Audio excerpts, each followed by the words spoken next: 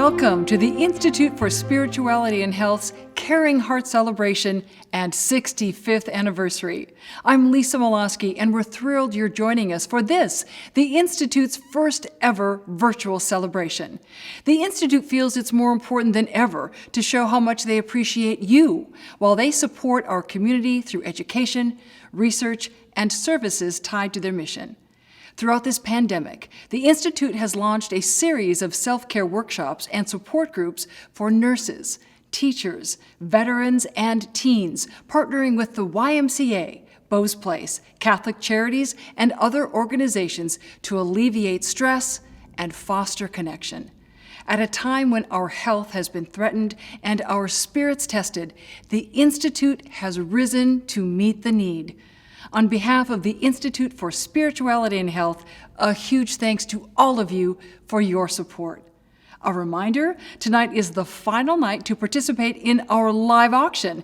We've got some fabulous items, including a private dinner with Father Donald Nesty, original works of art, and unique experiences. Now it is my pleasure to introduce a man I first met 20 years ago at St. Martin's Episcopal Church, the Reverend Dr. John Graham. Dr. Graham, it's so great to be here with you tonight. Thank you, Lisa, and thank all of you for being with us tonight. Your presence is a special part of this event, our very first virtual Caring Heart celebration and auction. Tonight's celebration is especially meaningful as we celebrate 65 years of service. The mission of our Institute is to enhance well-being by exploring the relationship that exists between a person's spirituality and their health. People often ask, what is spirituality?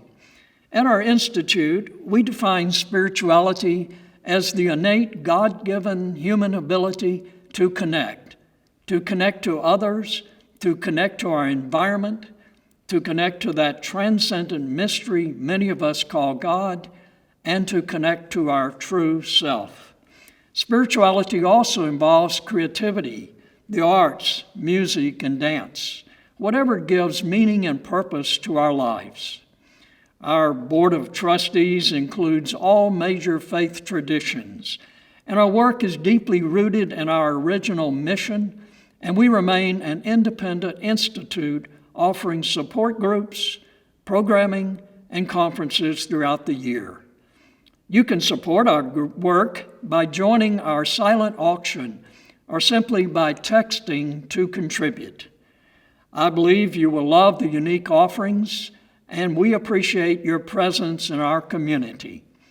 I invite you to enjoy this time together and let yourself laugh with our featured speaker and well-known humorist, Louise Parsley. And thank you again to our wonderful MC, Lisa, and enjoy the evening. Lisa, back to you. Thank you, Dr. Graham. The Caring Heart Celebration is the capstone after a week of honoring frontline and essential workers in Houston, people who show up every day, risk their lives and that of their families to fulfill their duty to serve.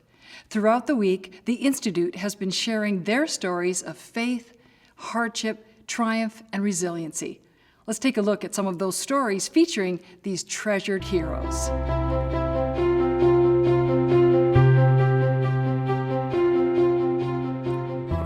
During this COVID epidemic, we've had special challenges with nurses, families, patients, crises, and bringing all of this together in a very compassionate way have been our hospital chaplains that interact with all of us during this pandemic.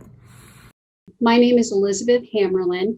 I have been a teacher at Strake Jesuit College Prep for 25 years, and I'm going to tell you that this year, it's been like starting all over again. It's like my first year of teaching.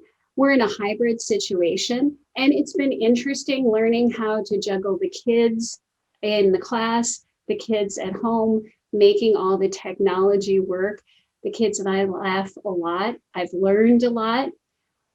One of the things that has really helped me and get through this time of being like a first year teacher again is the Institute for Spirituality and Health.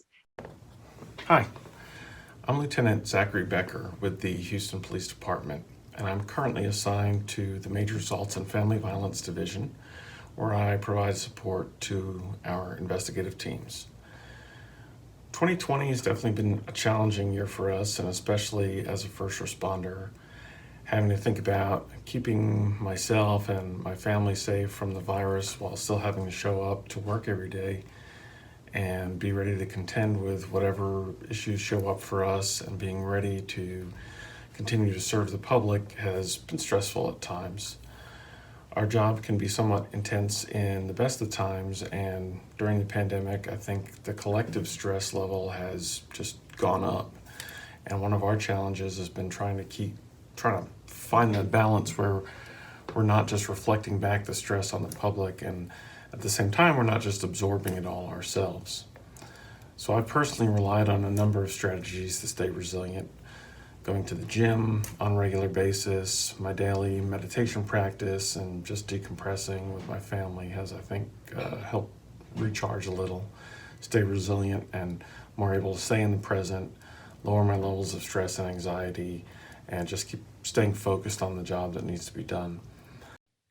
When COVID hit, it was especially troubling for ENTs. In China and in Italy, the first physicians that died were ENTs because we treat the very symptoms and the areas that COVID spreads from. We had to look at everything we do and how we do it to protect ourselves and our physicians, our employees, and our patients. After my husband had only been gone a couple weeks, I started coming to the Institute, to the grief bereavement group every Tuesday, and it made all the difference to me. I don't know how I would have gone on. I mean, it was so sudden that I lost my husband, and just coming to the bereavement group every Tuesday just really helped me, kind of saved my life. And I really want to just say thank you. It's really made a difference for me. The ICU nurses particularly have been challenged this past year with taking care of deathly ill COVID patients. We have had the agony of sitting with patients when they die. I've got nurses of 30 years experience, nurses with 2 or 3 years experience, and to see a 22, 23-year-old nurse sit with a patient and hold their hand while they die because their family cannot be there has been a very heartwarming experience in a way. Healthcare workers are resilient. My name is Zanira. I started attending the weekly virtual open group for togetherness in April of 2020. My main reason for joining the group initially was to navigate a personal situation I had where I felt confused, and I wanted to learn skills that would allow me to understand myself better and figure out what exactly it is that I wanted. And I got exactly that out of the group, but I have also learned so many skills that I've been able to incorporate into my day-to-day life, breathing techniques, meditation techniques that have enabled me to react better to unexpected situations and have just given me a sense of peace in my life. In addition to all of those great benefits, I was able to connect with a group of people that I may not have met under different circumstances, share experiences, learn from them, and feel a sense of togetherness in an otherwise isolating time. So I have seen the benefits in my life, and I highly recommend anybody check out ISH's programs and take that first step towards some better self-care. So to feel helpless, to feel almost somewhat hopeless, was very trying for my kids, for my family, for friends, for colleagues, dealing with this virus. But what I will say, out of all of this, and even out of 2020, what has been phenomenal has been the camaraderie of loving on one another, of taking care of one another, not just my patients, but even my colleagues. And and trying to learn how to be present for people through Zoom calls and FaceTime. So the value that I've learned in this period of time is presence, to really be present. You just never know. Incredibly inspiring stories. Thank you all. To share more about the important work of the Institute for Spirituality and Health, please welcome Board Chair George Anderson. George? Thank you, Lisa, and welcome. As Dr. Graham stated earlier, the Institute for Spirituality and Health is committed to enhancing well-being by exploring the relationship between spirituality and health. We are pleased to share with you some of the unique and special projects currently underway. In 2020, the Institute launched a new area of work entitled Race Reconciliation and Response, which has a charter to address social justice issues in the city of Houston. The Institute continues to be responsive to the needs of the greater Houston community. During this COVID-19 pandemic, we collaborated with other community partners to launch a program that is near and dear to my heart, Together We Breathe. This program is an extension of the mind-body work that we started in response to Hurricane Harvey. Another special announcement today, fitting of both the 65th anniversary as well as a tribute to the belated and beloved Rabbi Samuel E. Karff. The Institute is proud to announce the creation of the Rabbi Samuel E. Karff Center to further enhance and bridge the spiritual and medical fields. Please take a moment to consider supporting the work of the Institute tonight by participating in the auction or texting to give. Your generosity will make it possible for this good work to continue for many more decades at a time when it is needed most. Thank you for joining our live celebration, and Lisa, back to you. Thank you, George. What incredible news about the new Karff Center, a beautiful tribute. Now it is my true joy to introduce my friend and humorist, Louise Parsley.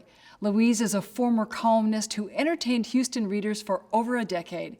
She is the author of Revelations in the Rearview Mirror. Louise is one of the most funny, witty, generous women I know, and I'm not just saying that because she's my neighbor. Ladies and gentlemen, please welcome Louise Parsley. Good evening. So delighted you've joined us tonight to celebrate the Institute for Spirituality and Health. I never know where to start, so why not start with the obvious? Who am I? Not in the sense of an existential big question between, say, Stephen Colbert and Brad Pitt, although I would love to know who they think I am. Just who am I, and why should you care? I'm just a writer. Let's hope I can speak too. Writing is the one thing in my life that has always come easily to me. Make that the only thing. My challenge was what to write about. Everyone knows to be a real writer, you have to do research. Research, it turns out, requires patience. So not me. Then I read where Flannery O'Connor wrote, anyone who's lived with a family and reached the age of 7 has something to write about. There it is, family, of course. I'll write about my family.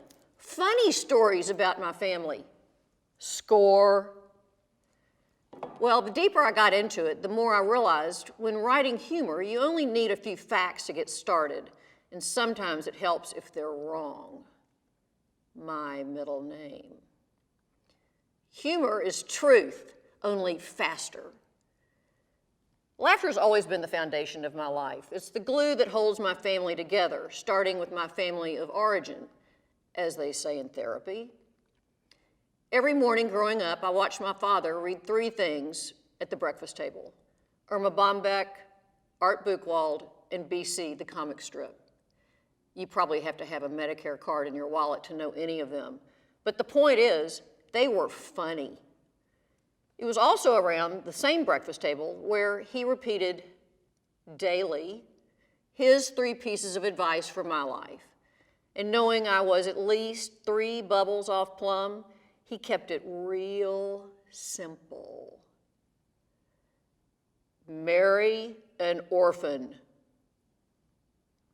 elope, and don't drink anything out of a garbage can. Well, not only did I not marry an orphan or elope, the trash can thing, unavoidable. I married a guy who's the eldest of 10. Talk about survival skills. His family had to laugh. They're each 1 year apart. Yeah, I know. Most days it was the world's longest slumber party. Others, 4-H project that got out of hand. So in the beginning, laughter was what the Bob and I had in common. After 38 years, some days are just flat harder than others to laugh, you know? Some are also louder. In those days, I wish we had something in common. It certainly isn't our metabolism. He's a former linebacker, and I'm not. Together, we make an average-sized couple. We sure don't share the same worldview. He's an optimist, and I'm not. Our difference in religions, I can't even. I mean, he's Catholic and I'm not, but that's not the real issue. No, the fight starts when he thinks he's God and I don't. Then we had kids. Oh boy, so unprepared. But talk about fodder. I mean, what makes the funniest stories? Bad decisions. And what, if not bad decisions, are kids made of? That's when writing became not only my salvation, but also my medication. I just wrote the truth. It's like going to confession, not that I'd know. You know that saying, the truth shall set you free? Well, true, unless you're dumb enough to write about your own family, publish it in your neighborhood newspaper, and use their real names. That creates what my attorneys called another restraining order. I couldn't make up these ridiculous situations that we found ourselves in. And like any good journalist, I just reported. Yes, my 14-month-old drank 2.5 ounces of scotch straight. Fine, it looks a lot like apple juice. Yes, I locked my third-born inside my car in her car seat in front of God and Payless Shoe Store. Keys inside, engine running, me outside looking in the window, trying to explain, just pull up the thing. No, just pull up, no, not that thing. Just pull up the thingy, the thing on the door. Ugh, whatever. So apparently, it's not just kids who make bad decisions. Writing about my family may have made me feel better, but God, did it ever make everyone else feel good too? Actually better about themselves, because newsflash, they're perfect. Well, if I can't be a good example, I'll serve as a cautionary tale. Of course, my family was stressed. Our dogs were on Valium. I was trying to convince my 4-year-old to switch to decaffeinated. Then my mother-in-law was cleaning my kitchen and goes and finds a leg of lamb in my dishwasher. It was defrosting, okay? And that was life with just 2 kids. 8 years later, along rolls number 3. When the baby was baptized, our 8-year-old son sobbed in the back seat of our car all the way home from the christening. He was choking on his tears. I asked him 3 times, what is wrong? Finally, he took a deep breath and he said, you know that guy in those robes swinging the smoke who tried to drown our baby? Yes, the priest. He told me it didn't matter that Dad's a Catholic and you're a loser. All he wants is that I grow up in a home of faith and love.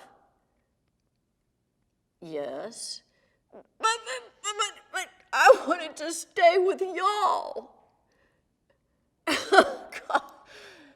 God. Eventually, laughter got me through the "it's not my fault" years, and trust me, Mom, no one made a good grade. We even survived their college years. They'd call home longing for our guidance and wisdom, so we envisioned. Instead, it was, "What's a concussion feel like? Have the campus police called you yet? So, what does happen if I drink out of a garbage can?" And my favorite, "What's our deductible again?" I was delighted they knew a word with that many syllables. Each time I'd hang up, go to bed for 3 days, asking God where I went wrong, only to learn later they went out and won the beer pong championship. As I focused on the thin line between laughter and pain, the challenges of kids and tragedy of owning goldfish, I found humor in strange places. Then my material grew up. They got jobs, benefits. No longer was I their first resource. I was their last resort. So I began writing about other people's kids, the ones who get in trouble, who died too young, who live less than charmed lives. As I cut to the core of things, I also cut through unnecessary top layers of me, and I found my humanity was unearthed, illuminated, and my spirit excavated. That's when it hit me. If we do not reach out, it is we who will be alone. Human connections make us better human beings. And what better way to connect than through sharing our stories and laughing? Laughter creates connection, and connection is a catalyst for spirituality. It helps to have someone larger than yourself to believe in, because that gives you purpose. Laughter is the universal language, humor the universal truth, embraced by all faiths. Philosopher and Holocaust survivor Viktor Frankl believed that humor, more than anything else in the human makeup, can afford an ability to rise above any situation, if only for a few seconds. Those few seconds are the doors that let in spirituality.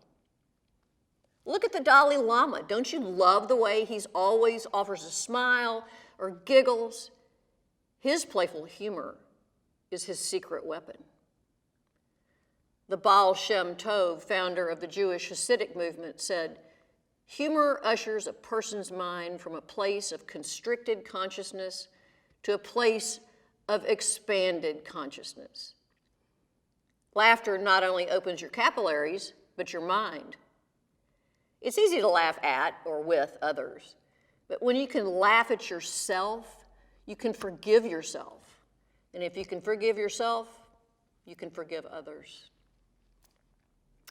There's something fundamentally holy about that. Even in the face of trying times, or perhaps especially in the face of trying times, the ability to laugh stands as a vital protection of sanity and a mighty form of resistance to inhumanity. If you're having a hard time, like recently, finding anything funny and would kill for a really good laugh, go to YouTube and search for laughter yoga. You will thank me. People are just laughing uncontrollably. I mean, it is hilarious. And if they're laughing about nothing. Talk about contagious. I mean, seriously. I have never laughed. I have never laughed so hard. My water broke, and I wasn't even pregnant. I'm only a writer. I don't have a master's and not a bunch of letters after my name. In fact, none. I'm certainly not qualified by profession, or education to counsel on anything. But this I know for sure. Laughter among people is a holy instant coming together in joy and love and gratitude. Laughter can also be disarming, which is probably what I love about it most. When I write or speak the truth and someone laughs, I know I'm not alone. I may be the dumb one to put our stories in print with our real names or blasted on the airwaves, which will live forever. But there is tremendous relief when we allow ourselves, even if we are caught off guard, to be truthful and vulnerable enough to share a belly laugh. It's confirmation that we hear one another. We are accepted. We are emotionally connected. We are not alone. And if that isn't spiritual, I don't know what is. In a time when things don't make sense, when we feel there is no safety, no guarantees, that does not mean there is no hope. It simply means that each of us has reason to be wishful and frightened, aspiring and flawed. And it means that to the degree that we are lost, well, we are together in that too.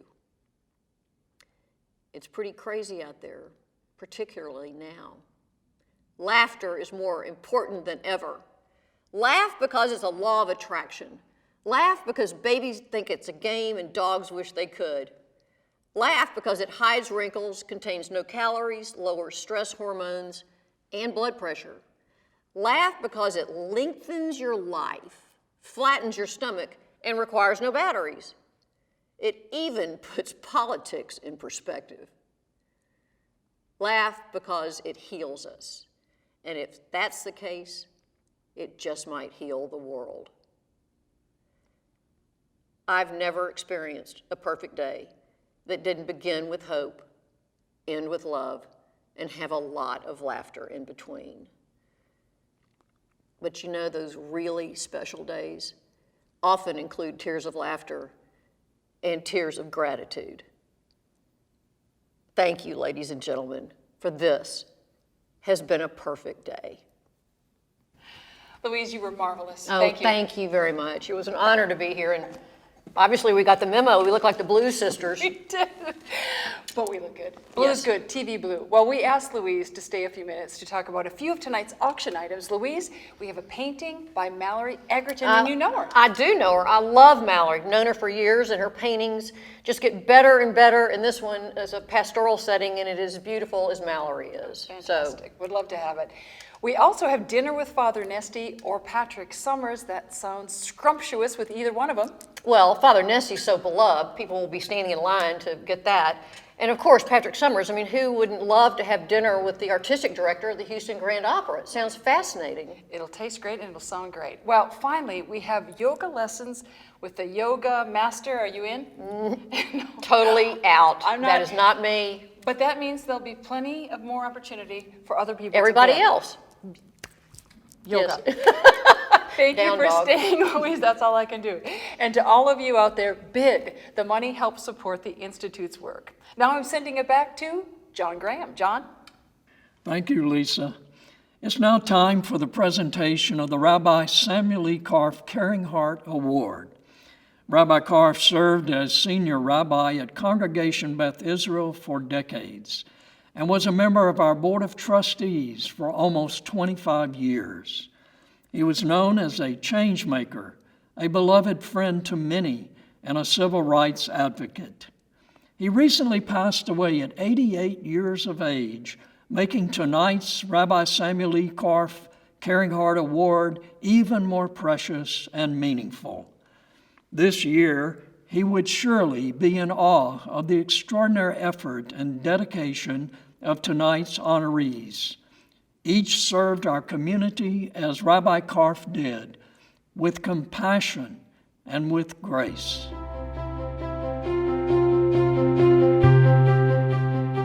The Institute of Spirituality and Health in the Texas Medical Center have been enhancing our well-being for the past 65 years. Rabbi Karf has been an inspirational leader to us all, with decades of service to our community. What an honor it is to be accepting the Rabbi Samuel E. Karff Caring Heart Award from the Institute of Spirituality and Health on behalf of the frontline healthcare teams for McGovern Medical School. This is deeply meaningful, especially this past year in the COVID pandemic. Our frontline teams have been working tirelessly since March of 2020.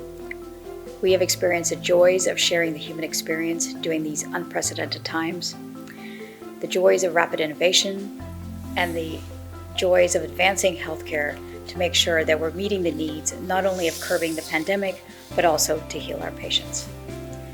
Our frontline teams have also sacrificed. They've sacrificed to ensure that every patient gets the right care at the right time and the right place, while many have endured illnesses among their families and friends. During this past year, the most outstanding experience is really about the story of resilience. Never have we seen such strength and perseverance to our commitment to the mission of the medical school. On behalf of Baylor College of Medicine, Dr. Guy, I want to acknowledge that you're here with your critical care team making rounds on COVID patients, and you've been doing this for almost a year.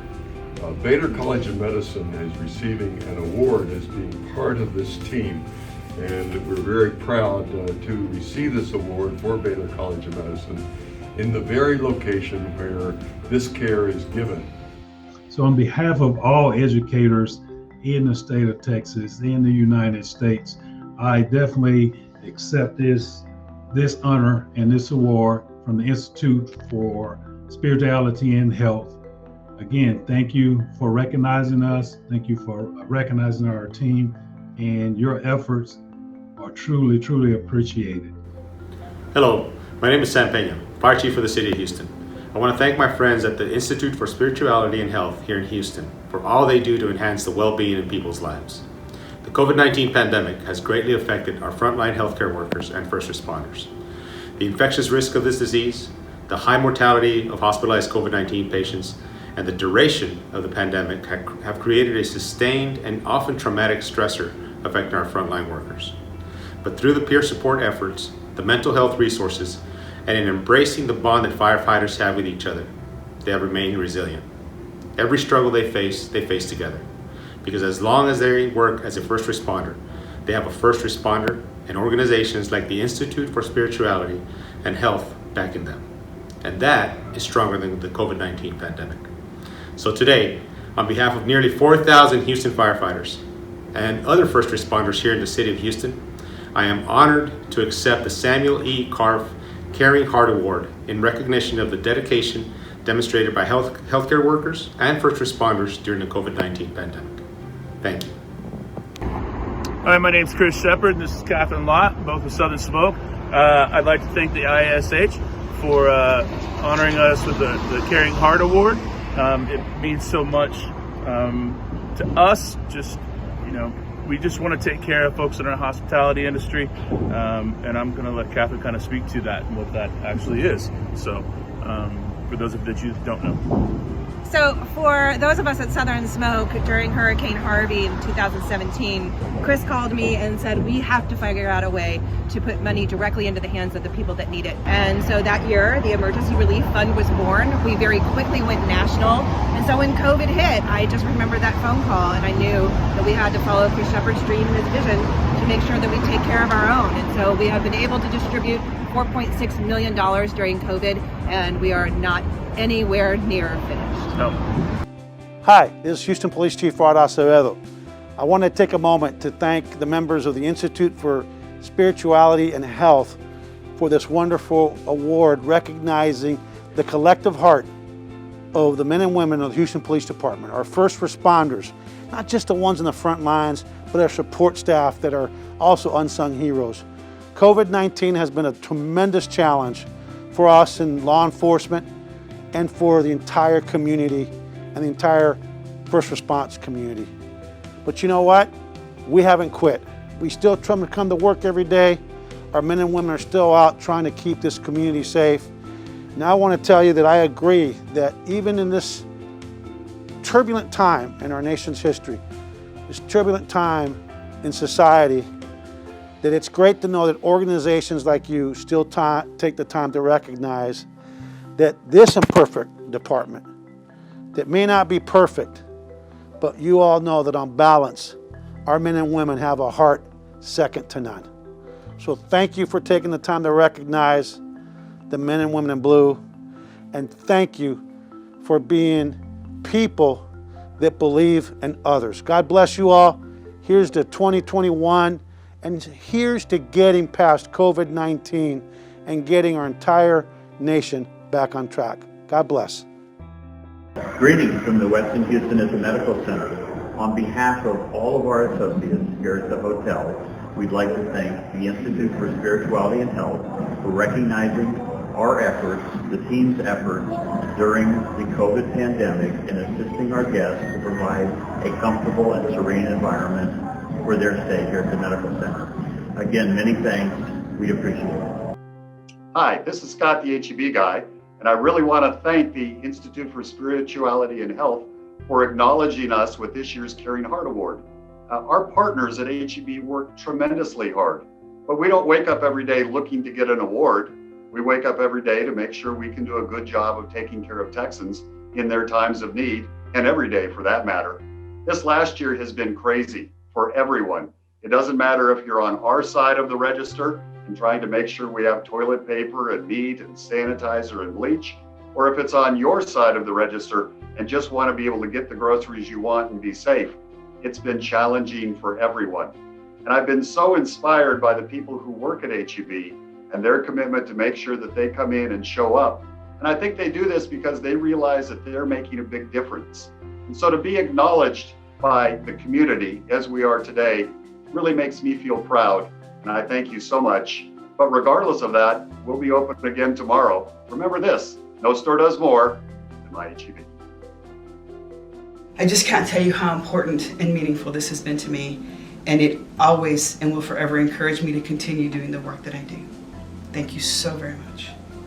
I feel honored to accept this award on behalf of the UTMB School of Nursing. The nomination of this award continues to validate and confirm that our mission to serve, lead, educate, and practice aligns with the needs and goals of our community. Once again, thank you for this honor. Our PV College faculty and students and alumni are dedicating our commitment to be an amiable and positive force to contribute in change for the best.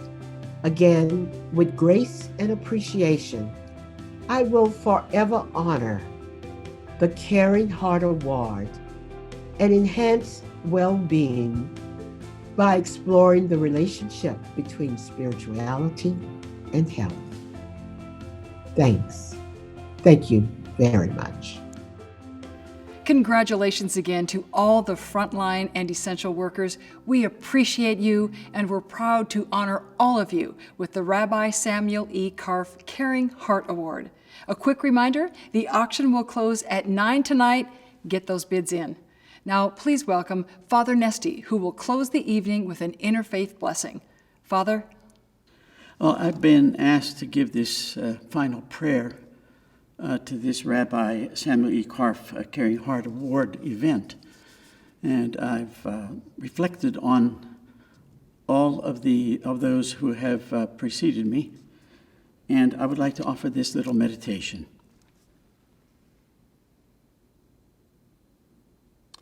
O good and gracious and living God, you are the living God who invites us to an ongoing heart-to-heart relationship with you.